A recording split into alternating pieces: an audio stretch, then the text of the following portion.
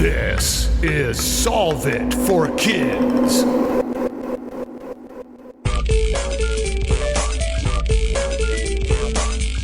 Hello, my amazing and curious friends. My name is Jennifer, the Dean of all things STEM and STEAM, and this is Solve It for Kids, the podcast that gives kids and families a peek inside the real world of scientists, engineers, and experts as they solve problems in their jobs using creativity, cooperation, and critical thinking.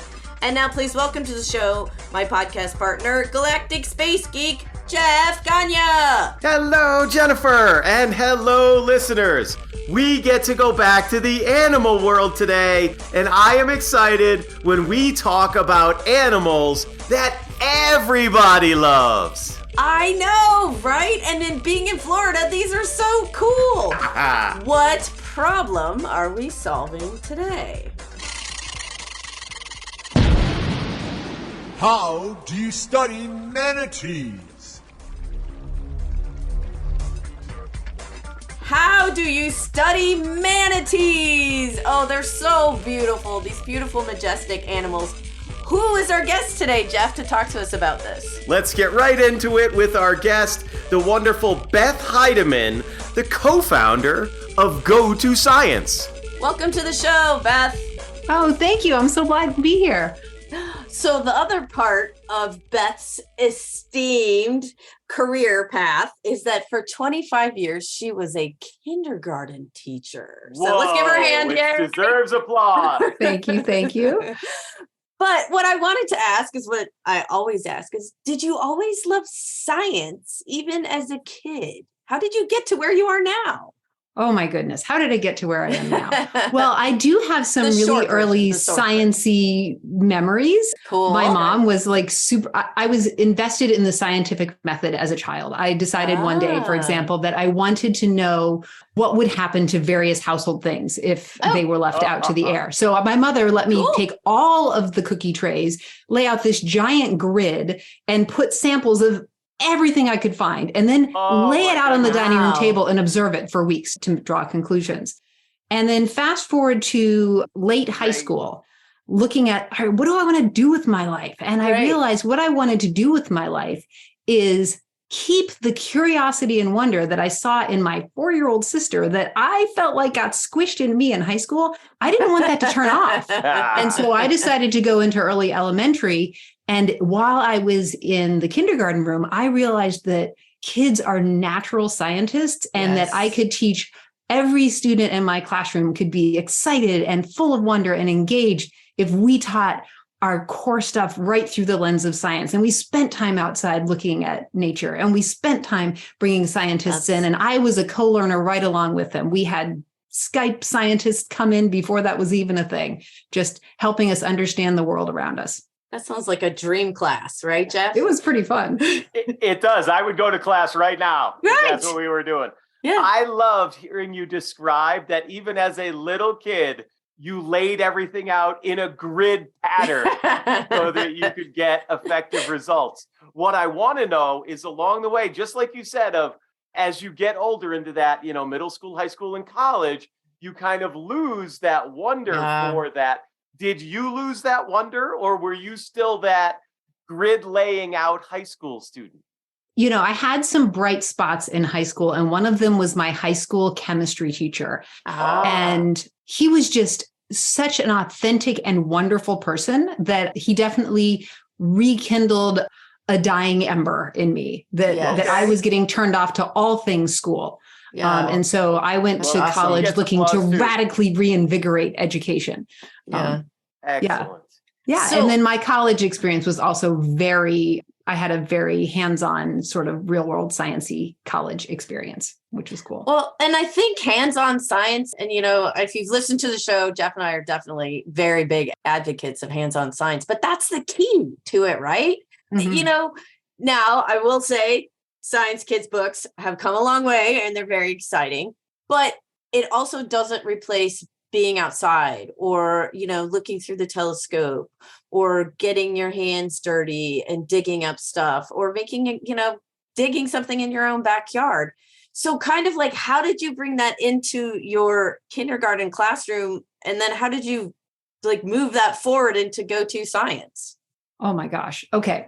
So I ended up spending the second half of almost every year, and probably the second half of my teaching career or more, engaged in student-driven projects. So if the kids were like really interested in, all right, I'll give you an example. I had a group of kids that was super into bugs. And I think the reason they were super into bugs is because I had a hissing cockroach in my classroom. And if any of them are listening now, I'm going to burst the bubble. I didn't actually love them or touching them. So if those students are listening and think back, they will realize that they were always the ones who were holding the hissing cockroaches when we were thinking about pets. Anyway, they were super passionate about insects. And we often did a fractured fairy tale unit. And so they decided that they wanted to retell the story of the 3 Billy Goats Gruff, but the main characters were going to be insects. Wow. And they wanted to cross the bridge because insects aren't bad, they're beneficial. And they wanted the insects to want to cross the bridge because the farmer's field on the other side of the bridge needed insect help. We ended up Skyping with integrated pest management specialists and entomologists with this group of 5 minutes. Cool. We had another student who was super excited about chickens. And so instead of having a troll, there was a chicken under the bridge.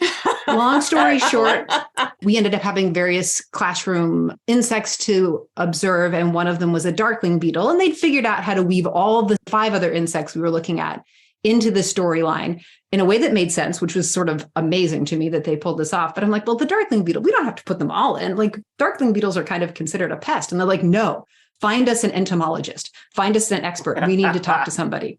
So we talked with an entomologist who happened to use the phrase about darkling beetles that they were chicken junk food. Well, that's all the kids needed. The darkling beetle is going to lure the chicken out from under the bridge and save the day. And all the insects, they ended up crossing the bridge. Goodness.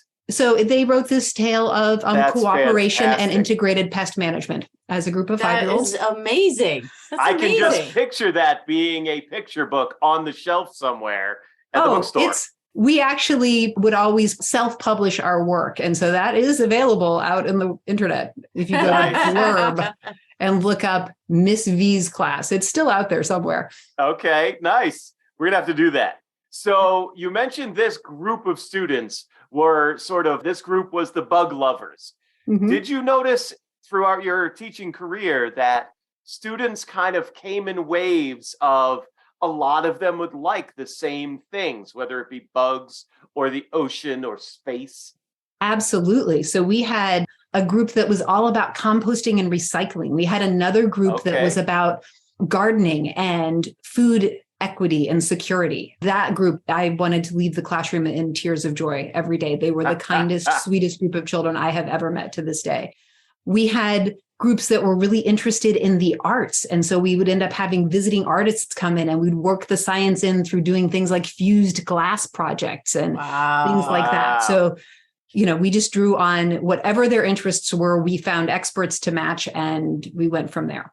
That's fantastic. That's awesome. Yeah. And so you asked how that morphed into Go2 Science. And I really, as a result of that work, I think I was recognized with the Presidential Award for Excellence in Math and Science Teaching, which sort of congratulations. That's a very big deal. That's a very big deal. Yes. Well, it was very shocking to me because I do not consider myself, and I don't think anyone would consider me, a science content expert.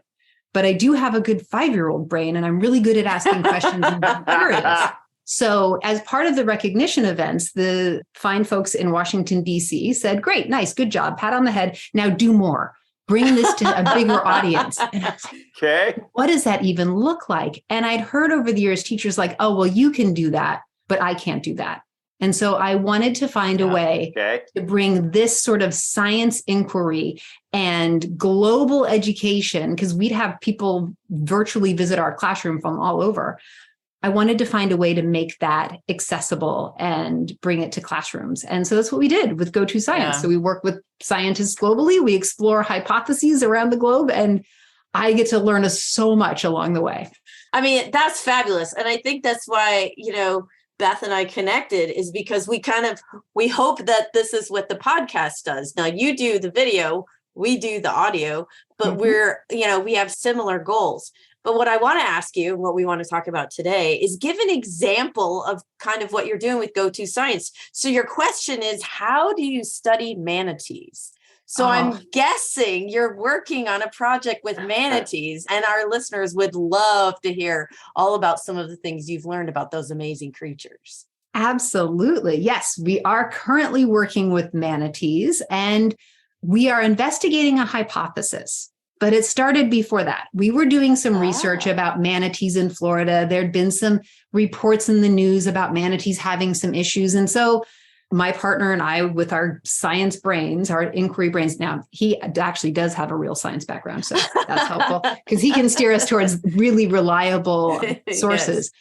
But we came upon the fact that this year, for the first time, there were over 1 million boats registered in the state of Florida. Whoa. And we knew that boat strikes have been an issue for manatees in the past. Now they have other challenges as well, but we thought that was the particular challenge that was the kind of thing we could investigate with the age group we work with in Go2 Science. And so we were trying to figure out, well, how could we figure out if this is, as the number of boats go up, is this problem increasing? So we, read lots of journal articles and did all the research. And then we connected with a couple of different manatee experts. And one of them is Dr. Christy Acton. She is a manatee researcher in Gabon. Wow. And just like with all of our research projects, we connect with a scientist who can be our content area expert and help us figure out what we need to do and how we need to investigate this. So Christy, talking with Curtis, my co-founder, decided that if we could go to Florida and observe manatees, and we saw that half or more than half of them had boat strike scars, that likely the boat strikes were on the increase based on the historical evidence in the past, based on the fact that from the methods that we would be able to use in the field, we were not going to see every single boat strike. We're going to miss some things. And that we're really just doing a sample around the state. We came up with that percentage or that ratio. So then Christy is living in Gabon, working in Gabon with her community about manatee conservation there. And she's a brand new mother. So she sent us to Florida to do the research. Oh, nice. Which is very cool.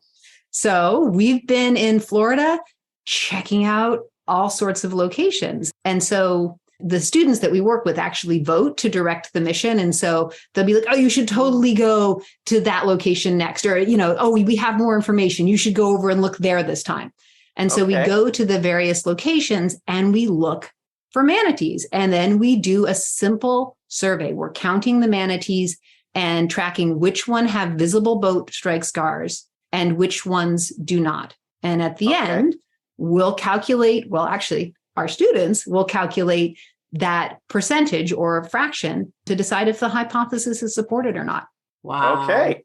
Talk about the scientific process in motion. For sure. Yeah, so definitely. When you say you go to a location and you find manatees, how close are you getting to them? And are you using like binoculars or small telescopes if you can't get close enough to be able to see the boat strikes? Yes. Okay. So great question. When we go to a location, we pre-selected, 13 or 14 possible locations around the state where we felt that we could get either from a viewing platform or from a slow moving boat, or in some cases actually in the water, that we would be able to get close enough to the manatees to film them with our SLR camera, our GoPros, or our phone cameras, so that we could capture that video. And then we can count in the field and then also go back and review the video that we share. Okay. Yeah. So it's possible that not all of our listeners are familiar with manatees. Can you tell us a little bit about the animals themselves? Oh my goodness. Manatees. They're beautiful, aren't they? They're beautiful and majestic. I've seen them in zoos or aquariums and so forth. They're very, very sweet. Now I'm anthropomorphizing. That means I'm putting human emotions on another animal. I don't actually know how the manatees feel, but they certainly feel, to me, in interacting with them, very, very sweet. And so manatees are huge marine mammals. They don't have blubber. Unlike whales, dolphins, porpoises, they don't have blubber, so they can only live where the water is pretty warm, like I think 71 degrees-ish. Okay. Right. Or if it's like a little bit cooler than that, it's a problem for them. It's actually dangerous to be in cool water. So they have to go where there's warm water. That helps us find them in the field because we need to go to the places where there's warm water. On average, they're 9 to 10 feet long, but they can get as big as like 14 feet. They're usually around 1,000 pounds, but they can get even bigger. I mean, they can get really massive, like 3,500 pounds for a really, really big one. And they swim slowly. They're very gentle. That's one of the reasons boat strikes are an issue for manatees, is because they need to come to the surface to breathe air. They swim slowly. So if a boat is zipping by, they just aren't necessarily going to move out of way in time. Right. And so, they're plant eaters. So they're eating sea grasses mostly. So that's another helpful thing for us as we're looking for manatees. We need to go to places where there's going to be warm water, there's going to be sea grasses, and they eat a lot. An average size manatee is going to eat like 80 to 100 pounds of plant material each day. But a really big one can eat upwards of 200 pounds of plant matter. Oh, that's a lot. That's a lot. Yeah. That's a lot of salad. Yes, it is a lot of salad. It is a lot. And so fun little aside, one of the places that we went to investigate manatees was actually a place where we could get in the water with them. Most places in Florida, that's not allowed, but in one specific area, we are allowed to enter the water with them. And there's a bunch of rules to protect them that are in place. Sure. But it was amazing to be underwater with the manatees, hearing them chew. Oh my God. Oh, wow. That's cool. Didn't even think that you could hear them chew underwater. Oh my gosh, just so much munching. And then you think about, all right, so what do you think is going to happen if a manatee is eating all of this plant matter? What's eventually going to happen? It's going to go out the other end. And we caught it on film. Good way of saying that, Jeff. Goes right through. Lots of fiber. So circle of life. There you go. Exactly. Oh so that we also got to swim with manatees while they were, finishing the digestion process. It's like, film that. So can you tell us a little about how manatees became the topic or subject of this next project? Mm-hmm. Well, it really the way that we choose our projects is just like when I was in the classroom, we followed student interests. We think about what the kids are interested in. And honestly, we think about what we're interested in. And we were manatees kept coming up in the news. And we just got really curious. And I learned we'd worked with a student who was super, super interested in manatees, like obsessed with manatees, which got me curious. Yes. And the more curious I got, the more I learned. And before we knew it, we're just like, this is something that we can investigate. And we have more questions and interests than we will ever be able to investigate in our lifetimes. So one of the things that we have to do is think, all right, can we gather data that you can observe through a video? Can we gather data that needs to be analyzed in a way that students, as young as 5 years old can work with that data? That helps influence what we do too. So can you tell us a little bit about, did you ever find manatees that were seriously injured or injured to the point that they needed help? Because I know there are organizations in Florida that do that. And if so, did you kind of connect them or let people know that they, manatees would need help or whatever? Yeah, I feel really fortunate in that all of the manatees we spotted had wounds that had healed. We didn't see any super duper fresh wounds. We did see some pretty chopped up tails, but the manatees seemed to be functioning pretty well. We've seen calves with boat strike marks. In one of these locations where we could swim with manatees, I can see why that activity is limited, because the manatees, I kind of think of them as like golden retriever puppies of the sea. We got in the water and they swam right to us, because in this particular location, one of the rules is if the manatee touches you first, you can use one hand to rub its belly. Well, Okay. they came right up. Okay. I can say I've been kissed by a manatee, come up, put its nose right on my face. Like, come on, Nice. do the petting thing. And they'll bring its flipper to keep, if I Okay. was done rubbing, they're like, no, we're not done Oh, no, yet. you're not. Oh, just like the Probably. dog, like my Great Pyrenees does to me with her big gigantic paw. I am not done with you petting me. Wow. That's right. And I actually had an experience with one manatee who didn't want me to finish petting it because I was rubbing its belly and then it used its flipper to put my hand back on its belly. And then I started to swim away because I'm like, I'm here to film all of these manatees. We're supposed to be collecting data. Sorry, manatee, I'm working. And that manatee would hear nothing of it. So it swam underneath me, lifted me gently to the surface and back down again. And then came around and it's like, no, do the petting thing. Like, all right, do some more petting. So they definitely, I think, can very quickly become habituated to humans. And of course, if they get into the habit of swimming up to boats, the boat strike issue is going to just be worse. So I think it's as incredible and special as it was to be able to swim with manatees. I'm very, very grateful that that is not a widespread practice. I don't think it's good for them. No. Wow. So how long of a project is this? How many different locations will you be going to? And at what point, like, when do you decide how much data is enough?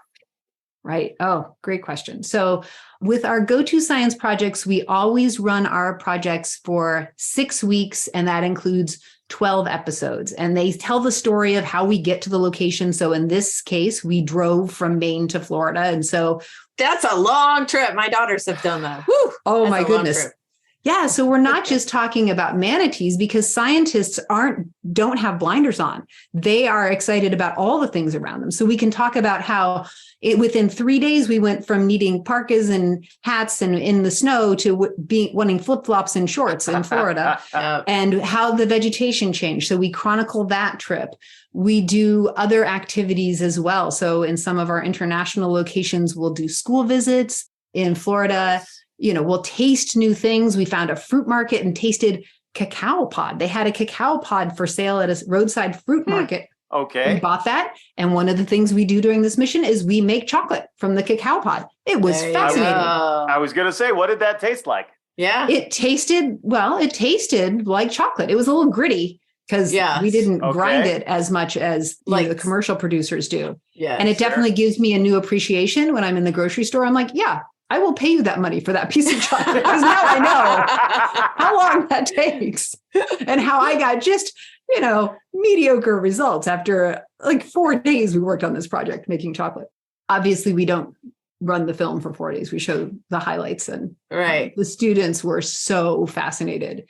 And then we tasted it in front of them. It's like, all right, so how does it taste? I'm like, I like chocolate, but gritty, Yep. Get past the water. Yeah. So are you able to share with us some of the things that you learned about manatees on this project and, whether your hypothesis was proven or not? Because I would imagine if you do a true scientific investigation, it's not always proven, right? Right. It is not always proven. And some of our adventures, we don't collect enough evidence to support the hypothesis. But in this case, we did end up seeing, in this case, more than half the manatees we saw did end up having boat strike scars. Okay. So that would support our hypothesis in this case. And the things that I learned about manatees, in addition to boat strikes being an issue, there's an issue with manatees having enough food right now. That's a more complex issue. It has to do with agricultural runoff, which is there's too much fertilizers and things like that are ending up in the water system. So then there are these algae blooms, which prevent enough sunlight from getting to the seagrasses to photosynthesize. So manatees are starving because you think of all those different steps, like, all right, pesticides on a crop, inland Florida, ran into a river, into the ocean. Or a lawn, because we'll just leave that there. Or a lawn. Yes. Or a lawn. Yes. Having spent a good amount of time in Florida now. Yeah. Yes. The lawn thing is definitely an issue. So, we learned about other issues like that. But for me, the big takeaways are like understanding manatee mannerisms, knowing why, after observing them, Oh, yeah. You definitely don't want to be. I mean, one of the regulations is don't sprinkle fresh water off of your pier to attract the manatees. They'll want to drink it. We really need to be mindful of the way that we interact with manatees. We don't want to encourage them to come to people because it's very easy to habituate them to humans. And that just causes all sorts of troubles for them. And so as much as they're adorable and I just want to hug them and squeeze them and pet them all the time, no.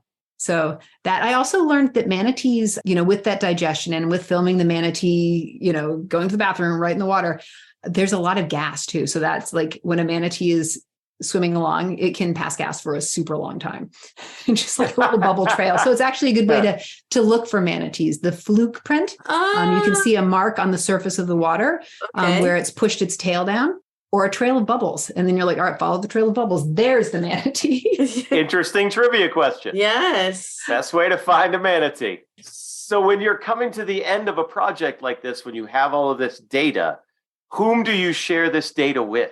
So we call them our Go2 scientists. The kids who are involved with us in Go2 Science, either through our website or our YouTube channel, can share with us their evaluation of the hypothesis. So we count on them to evaluate the data. And if they're on our website, they can publish it right on our website, or they can put it on social media and tag us. And then we in turn share that with the scientists and give feedback to the classroom. So we really are closing that whole loop of doing the scientific method, starting with a question, doing our research, formulating a hypothesis, testing that hypothesis.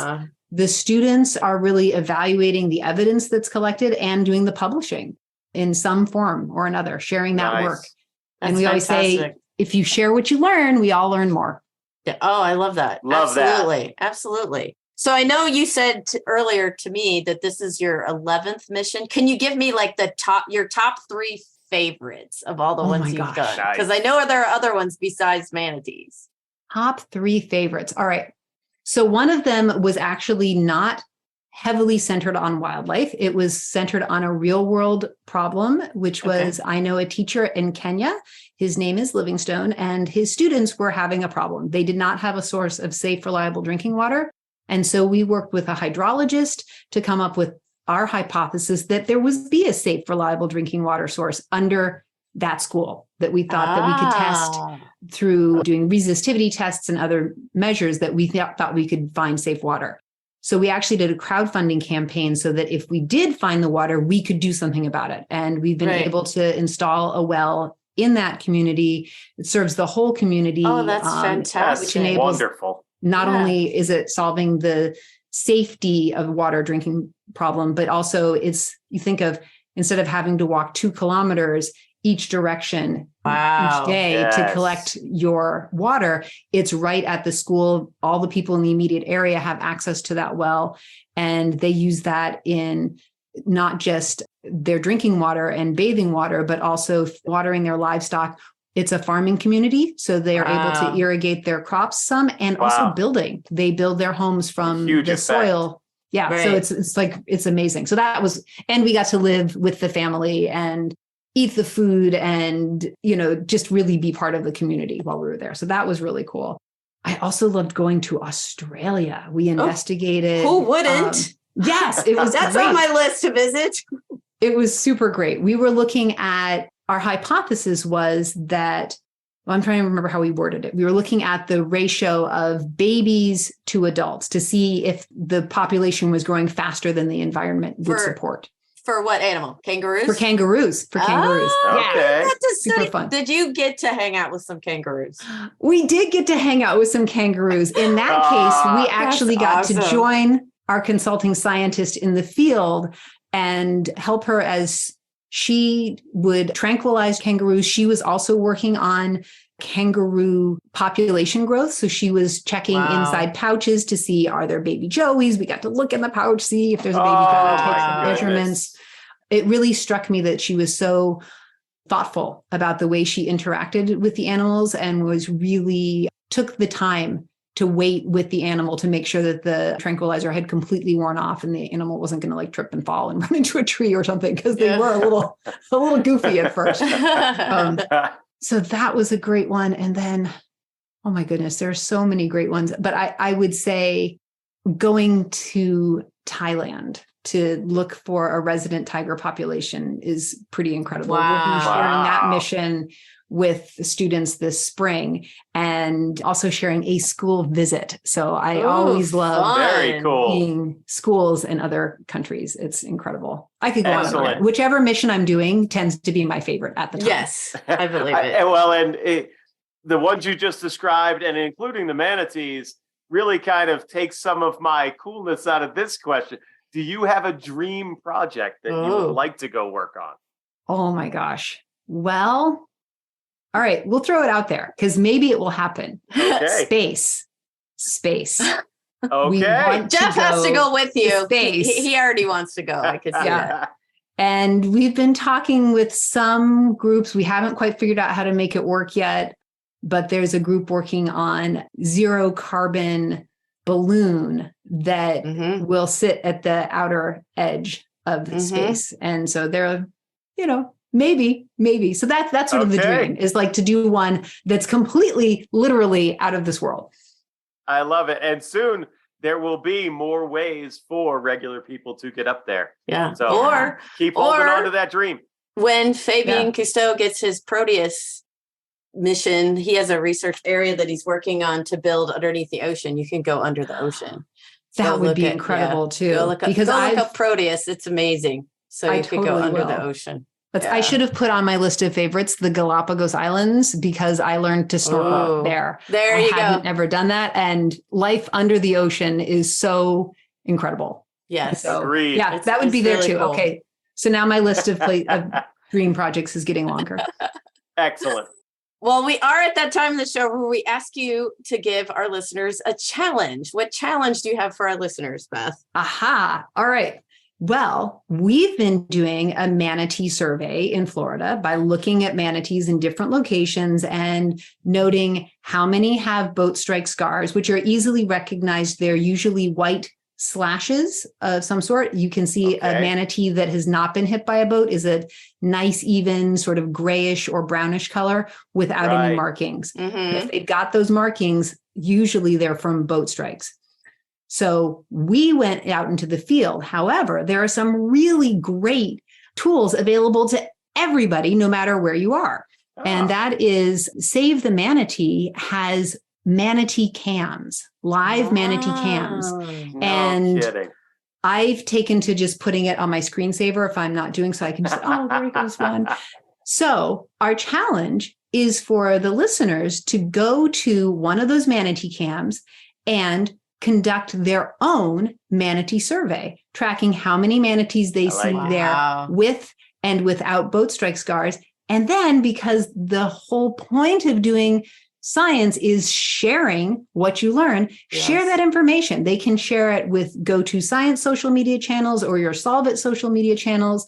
If they tag you or they tag us, we're likely to see it. And we would very much love to share that with our scientist in Gabon. She would love to know that kids all over are doing this research and keeping an eye on it. And then hopefully you'll be motivated to maybe take some action. If not with manatees, think about what in your area might need help. We do surveys of different animals all over the world. And, there are actions that you can take right in your own backyard around water quality or environmental care. So, let your mind go with this. Start with a manatee survey and follow your passions. I love that. That sounds great. So share with us your social media tag for Go2 Science. Yes, we are at Go2 Science on Twitter, Instagram, and you can find us on Facebook as well. Go2 Science. And what is your YouTube channel? Our YouTube is also Go2 Science. So we're pretty easy to find. Yes. This has been a fantastic conversation. Yes, I've really I enjoyed learning all about everything that Go2 Science does. Thank you so much for being on Solve for Kids, Beth. Thank you, Beth. Oh, thank you so much. It's been so much fun. I am betting after this episode, sales of plush manatees are going to go up. Because how do you not love manatees? And how do you not want to get involved? especially with this challenge when we can go to their website and actually watch videos and collect data ourselves, just as if we were a manatee scientist. I know. I love that. You know, what's really funny too is we taped this episode a little while ago, but since then I've gone to an aquarium and I've looked at the manatees. And that was the thing I was looking for, to see if they had boat strikes or anything like that that injured them. And, you know, that's a really important thing, especially as I said in the beginning about living in Florida. If you are with your parents or if you drive a boat, be aware of the manatees. They don't move very fast. So move the boat out of the way. Don't try to get the manatee to move out of the way. Please. But if any of you have cool pictures of manatees or you learn anything about them, be sure to share them with us. Just tag us on our social media. We are at KidSolve at Facebook, Instagram, and Twitter. And don't forget to go to our website page, solveitforkids.com. For this episode, we'll have information about Go2 Science and, of course, some cool videos about manatees there, right? Absolutely. And this may be a manatee hole that we all dive down, because we are going to be watching these videos for a while.